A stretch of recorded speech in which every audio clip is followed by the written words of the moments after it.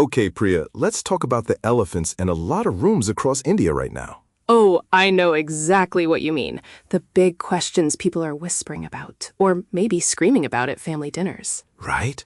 Should we live together before marriage? Or do we even need to marry before having a child? These are real, serious questions for so many couples today, and the answers aren't always clear-cut. Nope. But we're here to break down the honest pros, cons, and the conversations you need to be having. Starting with living together before marriage. Arjun, what's the strongest argument for it? Simple. You learn things about a person that no amount of fancy dates or video calls can reveal. Oh, that's so true. Courtship is like a highlight reel. You're seeing the performance. Exactly. But living together, that's the director's cut. How do they handle a bad day? A sink full of dishes, a tight month. The sink full of dishes. That's a deal breaker for some, honestly. You see their everyday self, not just their past. And money. Financial mismatch can quietly kill a marriage.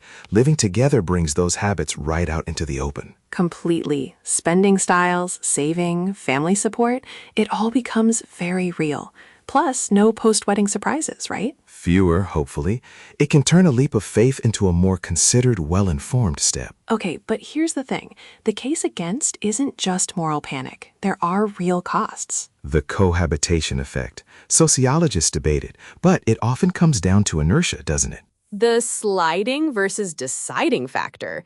Couples just slide into marriage because they're already living together, not because they explicitly decided. Totally.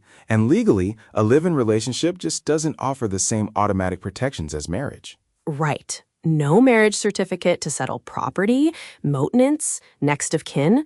It can get murky if things end. And the social friction is so real in India. Stigma exists, and let's be honest, it often falls harder on women. Ugh, it's true. Even if you're personally at peace, family and society might not be. Quick legal myth bust. Is living together illegal in India? Absolutely not. The Supreme Court has affirmed it's legal for consenting adults. Yes, and long-term partners can have legal protection under the Domestic Violence Act if the relationship is in the nature of marriage. But again, it's not the same as marriage. You might have to prove the relationship, which adds complexity. Now, the even more sensitive one, having a child without marrying.